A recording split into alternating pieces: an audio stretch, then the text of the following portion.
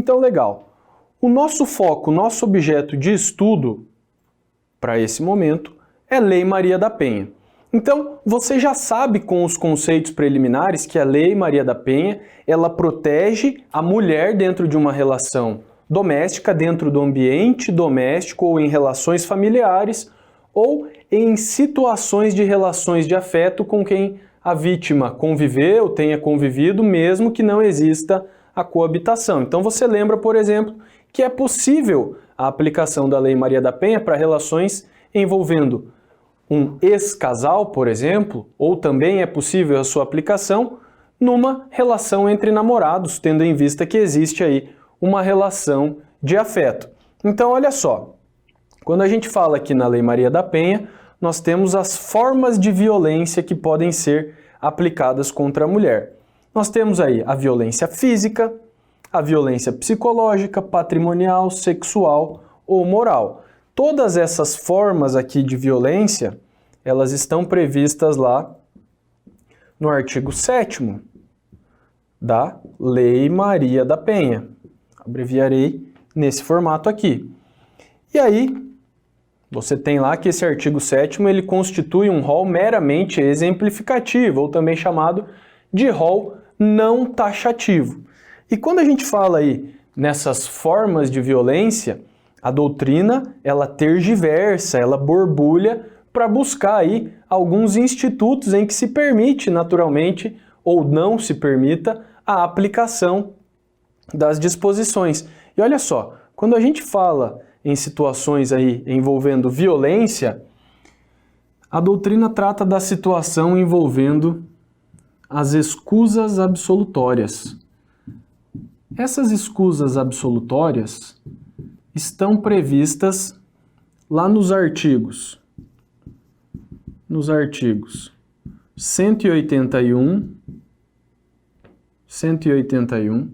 182 e 183 do Código Penal. E elas trazem situações lá em que o indivíduo não será responsabilizado, ou melhor, o indivíduo será isento de pena. Então, olha só, joga na tela aí que você já vai me acompanhar. Olha o 181. É isento de pena quem comete qualquer dos crimes previstos nesse título. Essa remessa que eu estou fazendo aqui do artigo 181 é do Código Penal. Beleza? Fica ligado. Então, é isento de pena quem comete qualquer crime previsto nesse título, e aqui os crimes previstos nesse título são crimes patrimoniais. Então, quem pratica crime patrimonial em prejuízo do cônjuge na constância da sociedade conjugal, de ascendente ou descendente, seja o parentesco legítimo ou ilegítimo, seja civil ou natural. O 182 ele fala, somente se procede mediante representação, ou seja, mediante ação penal pública condicionada,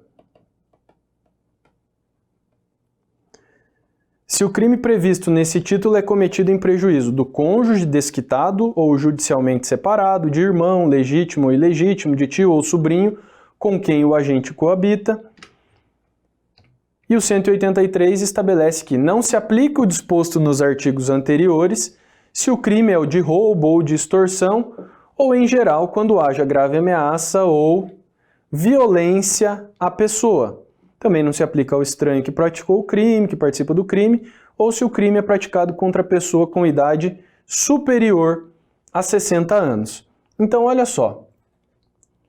Aqui, no artigo 183, há uma previsão expressa da não aplicação da escusa absolutória se o fato é praticado com violência contra a pessoa. Violência à pessoa. Tá, então passamos por alguns questionamentos. As escusas absolutórias, elas se aplicam aos crimes patrimoniais praticados no âmbito de violência doméstica? Sim, aqui nós não temos nenhum enunciado sumular que proíba essa aplicação. Primeiro pressuposto. Então vamos lá, vamos fazer essas observações. É possível a aplicação da escusa absolutória em relações domésticas. Legal. Mas aí olha só, lá no artigo 183, nós temos que não será aplicada a isenção de pena se o crime for praticado for de roubo, extorsão ou de qualquer forma haja violência à pessoa. Que tipo de violência esse artigo 183 faz menção? Lembrando que, olha só, olha as formas de violência existentes aqui na 11.340. Física, psicológica, patrimonial, sexual ou moral. O que a doutrina estabelece aqui? Olha só. A violência prevista aqui é a violência de ordem física. Beleza? Então, a proibição da aplicação da escusa ela se dá com relação à violência física. Uma violência moral, por exemplo, pode ser aplicada a escusa, não haverá aí incidência do artigo 183. Fica ligado, isso aí você tem que deixar bem visível no seu caderno para que você não se perca depois numa eventual situação aí de resolução de questão lá dos crimes contra o patrimônio, tá? Então aqui o 181 traz as causas que possibilitam a isenção de pena, o 182 estabelece situações em que a ação penal será pública condicionada, e o 183 estabelece situações em que não será aplicada a escusa absolutória. Tranquilo? Toma cuidado, tá? Porque quando a gente fala em violência física, eu não estou querendo falar só naquela situação em que tem a porrada, tá? Porque pelas 5 formas de violência, nós temos também a violência sexual. E a violência sexual, ela é um desdobramento aqui da violência física. Então, você fica esperto, a violência física é aquela que tem ofensa à integridade corporal. E naturalmente que na violência sexual você tem uma forma de violência física. Beleza? Tranquilidade? Então é isso aí com relação às escusas absolutórias. Agora a gente passa aqui para algumas questões envolvendo a assistência à mulher que está em situação de violência doméstica. Cuidado, nós ainda não vamos falar das chamadas medidas protetivas. Nós vamos falar aí em questões de políticas públicas que devem ser utilizadas, observadas e adotadas para a situação em que a mulher está se deparando ou está vivenciando uma situação de violência dentro da unidade familiar, legal? Então vamos lá, artigo 9º. A assistência à mulher em situação de violência doméstica e familiar será prestada de forma articulada e conforme os princípios e as diretrizes previstas na Lei Orgânica da Assistência Social, no Sistema Único de Saúde, no Sistema Único de Segurança Pública, entre outras normas e políticas públicas de proteção e emergencialmente quando for o caso. O juiz determinará por prazo certo a inclusão da mulher em situação de violência doméstica e familiar no cadastro de programas assistenciais do governo federal, estadual e municipal. Já toma cuidado aqui, ó, que é prazo certo, não é indeterminado, tá? O Estado, ele não vai assumir um ônus ad eternum de prestar esse tipo de assistência. Vai ser sempre lá uma situação excepcional e temporária, tá? Parágrafo 2º. O juiz assegurará a mulher em situação de violência doméstica e familiar para preservar sua integridade física e psicológica. Vamos lá.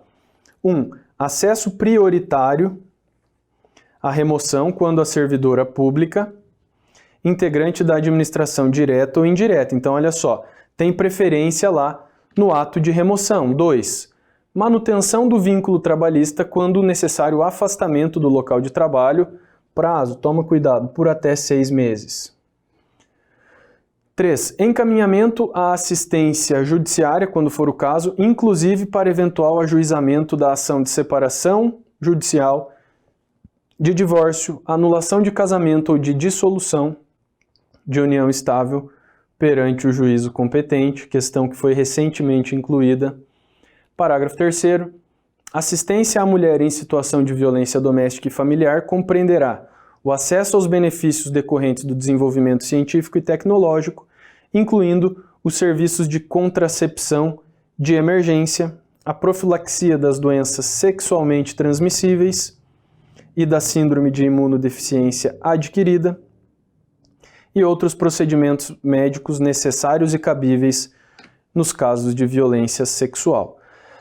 Aquele que por ação ou omissão causar lesão, violência sexual, psicológica e dano moral ou patrimonial à mulher, fica obrigado, olha só, isso aqui é legal, a ressarcir todos os danos causados, inclusive ressarcir o SUS, de acordo com a tabela, os custos relativos aos serviços de saúde prestados para o total tratamento das vítimas em situação de violência doméstica e familiar, recolhidos os recursos assim arrecadados ao Fundo de Saúde do ente federado responsável pelas unidades de saúde que prestarem o serviço. Então veja só, esse parágrafo 4º aqui, inserido também em 2019, ele fala, em situações de violência doméstica, ainda que o serviço seja prestado para a vítima lá pelo SUS, é possível você cobrar do agressor essas despesas que eles tiveram. Aí você pode falar, porra, mas o SUS não é um serviço público?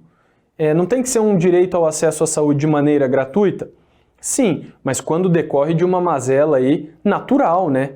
Agora, se você tem uma agressão praticada num ambiente familiar, porra, aí não teria naturalmente a necessidade do SUS aparecer, né?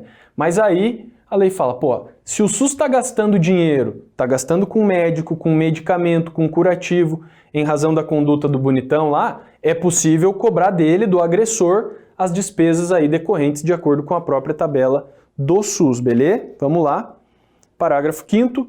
Os dispositivos de segurança destinados ao uso em caso de perigo iminente e disponibilizados para o monitoramento das vítimas de violência doméstica ou familiar amparadas por medidas de protetivas terão seus custos ressarcidos pelo agressor.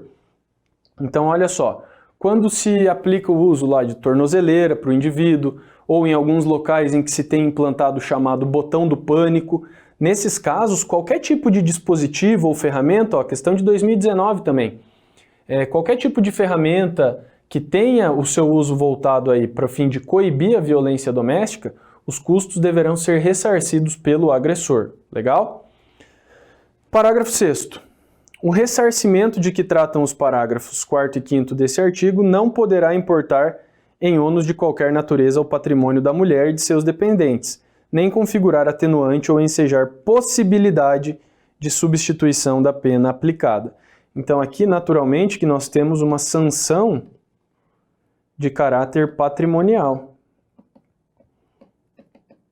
É natural que a lei traga aí alguns institutos justamente com o objetivo de coagir, de tentar evitar a todo custo qualquer tipo de violência dentro desse ambiente, dessa unidade doméstica. Infelizmente, às vezes, nem mesmo com os rigores da lei é possível você evitar esse tipo de situação. Mas a lei está se modernizando, a nossa legislação ela é bem forte nesse aspecto, ela coage justamente para evitar qualquer tipo de dano à mulher. Parágrafo 7º. A mulher em situação de violência doméstica e familiar tem prioridade para matricular seus dependentes em instituição de educação básica mais próxima a seu domicílio. Aqui nós temos um chamado do critério do georreferenciamento. Georreferenciamento. Ou transferi-los para essa instituição mediante a apresentação dos documentos comprobatórios do registro da ocorrência policial ou do processo de violência doméstica e familiar em curso. Parágrafo 8º. Serão sigilosos os dados da ofendida e de seus dependentes matriculados ou transferidos conforme disposto no parágrafo 7º desse artigo, e o acesso às informações será reservado ao juiz, MP e aos órgãos competentes do poder público. Tranquilo? Dá uma abstraída aí, dá uma respirada. Nós vimos aqui então medidas aplicadas à vítima, que não são as medidas protetivas. Trata-se aí da possibilidade de emprego aí de serviços básicos de saúde, do custeio das despesas aí pelo agressor, preferência, prioridade aí na transferência dos filhos, dos dependentes para local mais próximo de sua residência. Agora, a gente passa aqui para a análise do artigo 10, nós vamos ver qual que é o procedimento adotado pela autoridade policial no ato do tratamento e do atendimento dessas demandas envolvendo violência doméstica.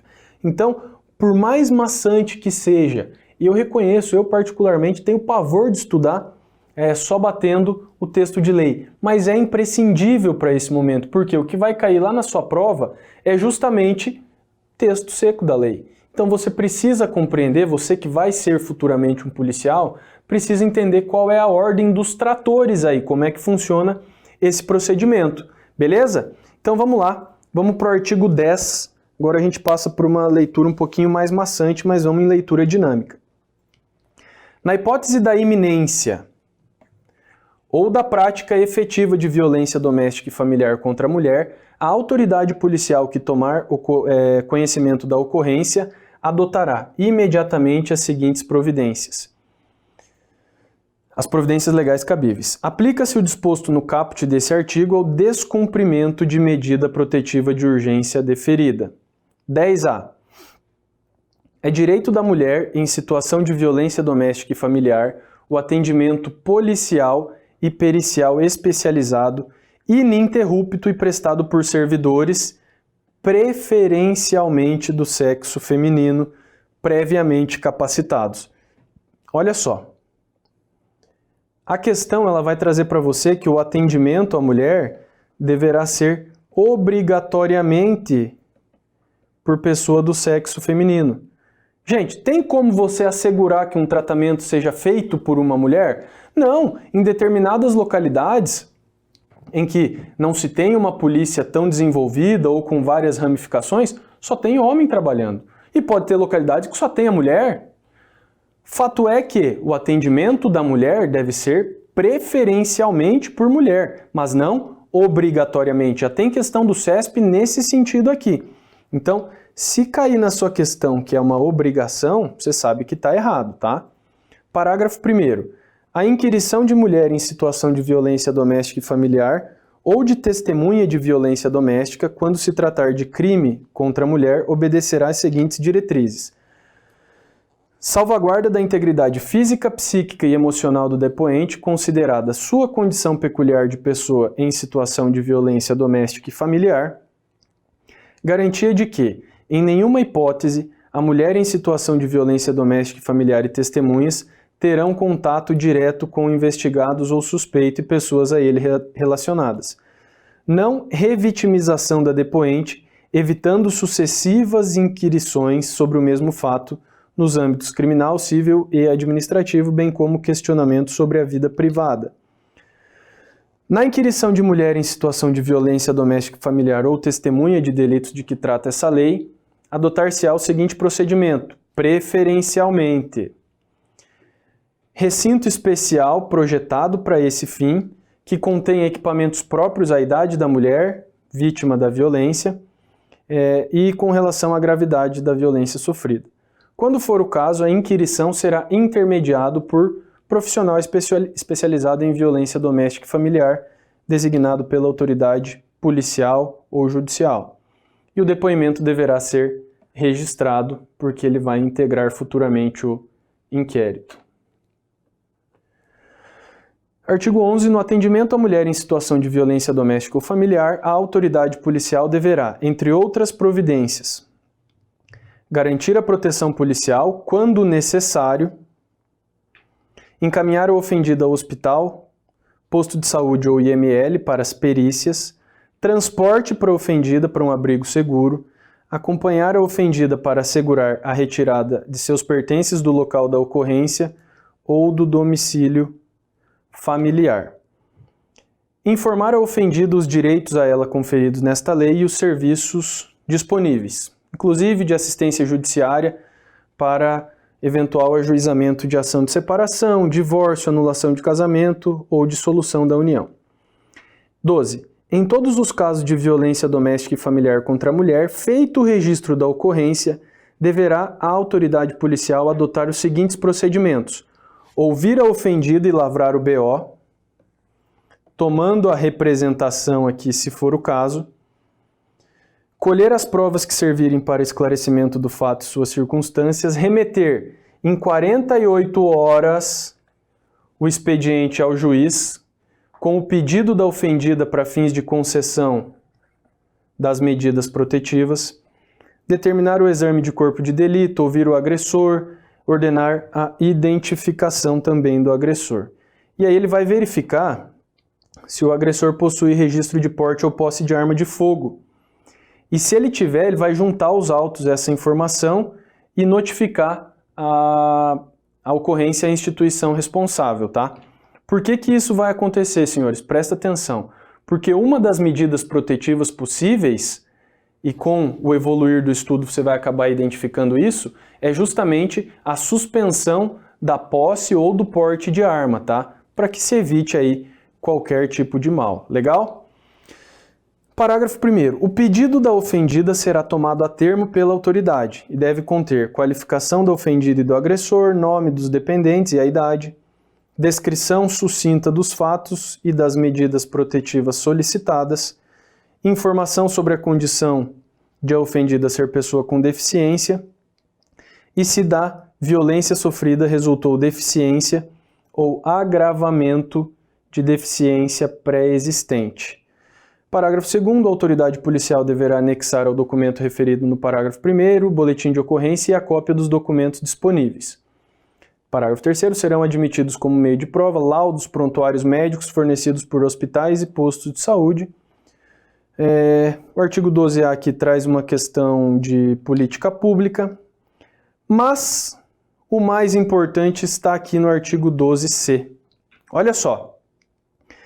Verificada a existência de risco atual ou iminente à vida ou à integridade física da mulher em situação de violência doméstica e familiar ou de seus dependentes, o agressor será imediatamente afastado do lar, domicílio ou local de convivência pela ofendida, pela autoridade judicial, pelo delegado de polícia, se o município não for sede de comarca, ou pelo policial, quando o município não for sede de comarca e não houver delegado disponível no momento da denúncia.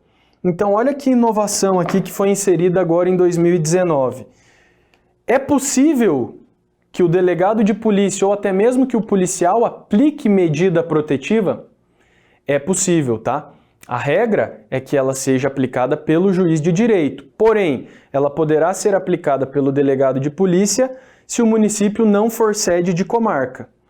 Ou ainda poderá ser aplicada pelo policial se o município não for sede de comarca e não tiver disponível delegado no momento da denúncia. Porque nessas situações, geralmente, o delegado de polícia, ele mora na cidade grande próxima, né?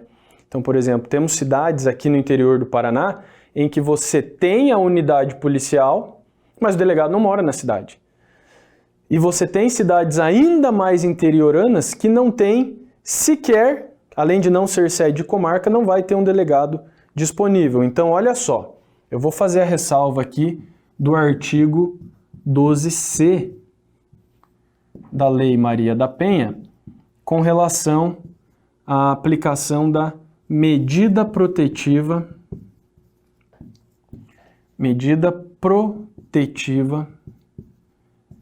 de afastamento. Percebam aqui que para essa hipótese, afastamento do agressor de sua residência. Não se está afastando a vítima, mas sim o agressor.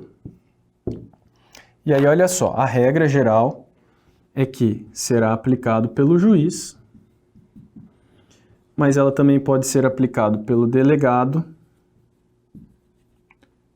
quando? Se o município não for comarca,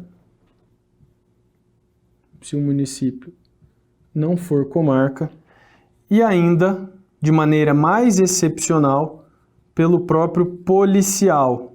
E aí eu vou replicar. se o município não for comarca e, temos um requisito cumulativo aqui, e não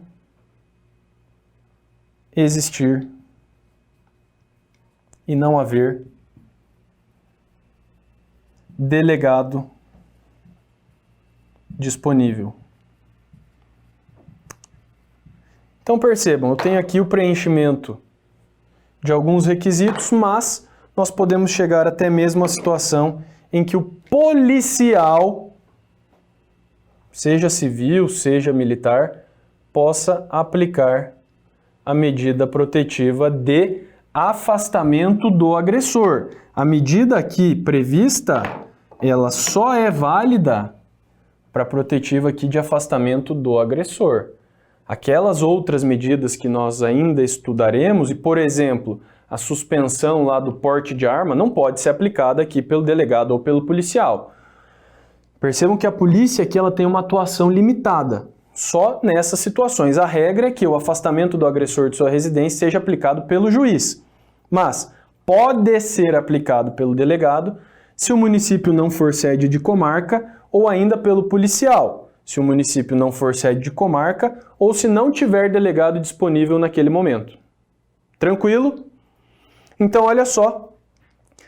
Dessa forma, nós fechamos esse bloco em que nós estudamos aí algumas situações relacionadas à violência, às escusas absolutórias, as medidas aplicadas aí pelo poder público para proteger a integridade física da vítima, ao procedimento, e vimos também o procedimento praticado pela polícia no tratamento dessas demandas.